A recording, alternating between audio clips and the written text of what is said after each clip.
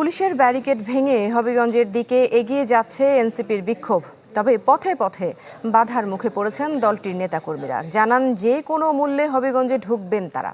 অন্যদিকে বিএনপি, ছাত্রদল এবং এনসিপির পাল্টাপাল্টি কর্মসূচি ঘিরে হবিগঞ্জ পৌর এলাকায় জারি রয়েছে ১৪৪ ধারা। পরিস্থিতি নিয়ন্ত্রণে ৩ প্লাটুন বিজিবি মোতায়েন করা হয়েছে। নিরাপত্তার থ্রেট কারা? আপনি তাদেরকে না ধরে আপনি আমাদের রাস্তা আটকাচ্ছেন।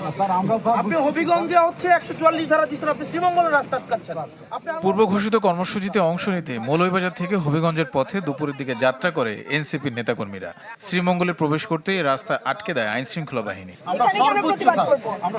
শেষে বাধা পেরিয়ে গন্তব্যের উদ্দেশ্যে যাত্রা করে এনসিপির গাড়িবহর, কিন্তু কিছু দূর না যেতেই হবিগঞ্জের বাহুবল এলাকায় ফের আটকে দেয় পুলিশ। এ সময় নেতাকর্মীদের সাথে নিয়ে রাস্তায় বসে পড়েন নাহিদ ইসলাম, ক্ষোভ প্রকাশ করেন আইন শৃঙ্খলা বাহিনীর কার্যক্রমে। পুলিশ বাহিনীর যেই ভূমিকা বিগত রেজিমে আমরা দেখেছি, যেটাকে একেবারে দলীয়করণ করে ফেলা হয়েছিল, রাজনৈতিক বিরোধী পক্ষকে দমন করতে ব্যবহার করা হয়েছে, ন্যায্য আন্দোলনকে দমন করতে ব্যবহার করা হয়েছে। আমরা একই চরিত্র এখন দেখছি। এক পর্যায়ে বাহুবলের রাস্তায় বসেই বিক্ষোভ প্রকাশ করেন এনসিপির নেতারা। অভিযোগ করেন বিএনপির নেতাকর্মীদের বিরুদ্ধে মামলা না নেয়ার। দা, কুড়াল, দেশীয় অস্ত্রশস্ত্র আছে। আমাদের ডান পাশে হলো ঘিরে রাখছে, এদের হাতে দা আছে। বাম পাশে যারা আছে এদের হাতে দা, কুড়াল আছে। আমাদের ছেলেদের গতকাল চোখ উঠিয়ে ফেলা হয়েছে, অন্ধ করে ফেলা হয়েছে। আমরা মামলা দিতে যাচ্ছি, মামলা দিতে দিচ্ছে না। আইন শৃঙ্খলা পরিস্থিতি মোকাবেলায় বিজিবি মোতায়েন করা হয়েছে।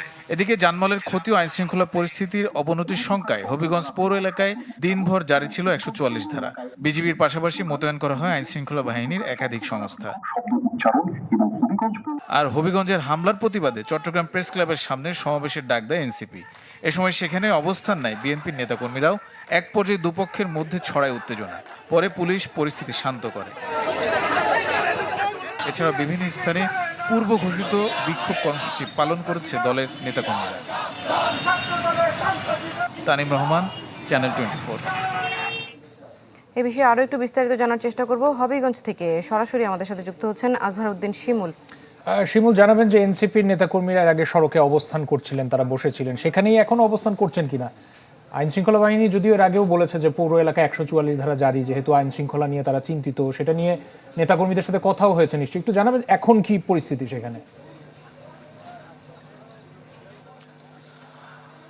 রাশেদ, দৃষ্টি দেখুন, পরিস্থিতি কিন্তু আগের মতো, অর্থাৎ আগের মতোই ৫টা থেকে আমরা যে চিত্র দেখিয়েছি এখন একই চিত্র রয়েছে এই এলাকায়। আমরা যে বাহুবল এলাকায় রয়েছি, এখন পর্যন্ত জাতীয় নাগরিক পার্টির যারা নেতৃবৃন্দরা রয়েছে, বিশেষ করে হাসনাত আবদুল্লাহ, নাহিদ ইসলাম, পাটোয়ারি, সার্জিস আলম, তারা এখনো কিন্তু এই সড়কে অবস্থান করছেন। এবং রাত যত গভীর হচ্ছে আমরা দেখছি আইন শৃঙ্খলা বাহিনীর সদস্যদের উপস্থিতি ঠিক ততটাই বাড়ছে এবং এখানে কয়েক শতাধিক বিশেষ করে পুলিশের সদস্যরা অবস্থান নিয়েছেন এবং তারা পুরো রাস্তা কিন্তু ব্যারিকেড দিয়েছেন। এবং জাতীয় নাগরিক পার্টির যারা নেতৃবৃন্দ রয়েছেন, আমি বিকাল থেকে তাদের সাথে কথা বলেছি, তারা বলছেন তারা মামলা না করে হবিগঞ্জ থেকে তারা বের হবেন না। আপনাদের জানিয়ে রাখি, তাদেরকে আমরা জিজ্ঞেস করেছিলাম যেহেতু আপনাদের পথসভা আগামীকালও এবং পরশু সিলেটের ৬টি উপজেলা রয়েছে, সেটার নিয়ে আপডেট কি, তারা বলছেন এখনো তারা কোনো কিছু জানাতে পারছেন না।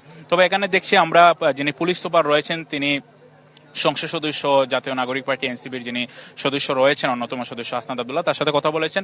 হাসনাত আবদুল্লাহ বলছেন যেহেতু শহরের মধ্যে ১৪৪ ধারা জারি করা হয়েছে, তারা বলছেন তারা শহরে কোনো মিছিল বা সমাবেশ করবেন না বা কোনো বিক্ষোভ করবে না। তারা শুধু তাদের যারা সহকর্মী রয়েছে, যাদেরকে মারধর করা হয়েছে গতকাল, যারা মারধর করেছে তাদের বিরুদ্ধে তারা কি মামলা করতে চান, সেই মামলার জন্য অন্ততপক্ষে তাদেরকে যেন হবিগঞ্জ পৌঁছাতে দেওয়া হয়। কিন্তু পুলিশ অনড় রয়েছে, পুলিশ কোনোভাবেই তাদেরকে এক চুল পরিমাণ নড়তে দিচ্ছে না। এবং আমরা দেখেছি এই কারণে এই যে মহাসড়কটি রয়েছে, অর্থাৎ মৌলভীবাজার টু হবিগঞ্জ, আপনি জানেন সামনেই শায়েস্তাগঞ্জ, গুরুত্বপূর্ণ মহাসড়ক, এখানে প্রচুর যানবাহন আটকে রয়েছে। এবং আমরা কিছুক্ষণ আগে দেখেছি একটি লাশবাহী অ্যাম্বুলেন্স, সেটাও আটকে রয়েছে এবং কোনোভাবেই সেগুলো আসলে পুলিশ যেতে দিচ্ছে না। এবং মাহমুদা মিতু তিনি অভিযোগ করেছেন যে আসলে একটি অকারেন্স ঘটানোর জন্য মূলত এখানে শ্রমিকদেরও আসলে খেপানো হচ্ছে। সব মিলে আসলে পরিস্থিতি উত্তপ্ত হচ্ছে। আমরা হয়তো পরবর্তী যে বুলেটিনগুলো রয়েছে সেখানে হয়তো পরবর্তী আপডেট জানাতে পারবো। রাশেদ, দৃষ্টি।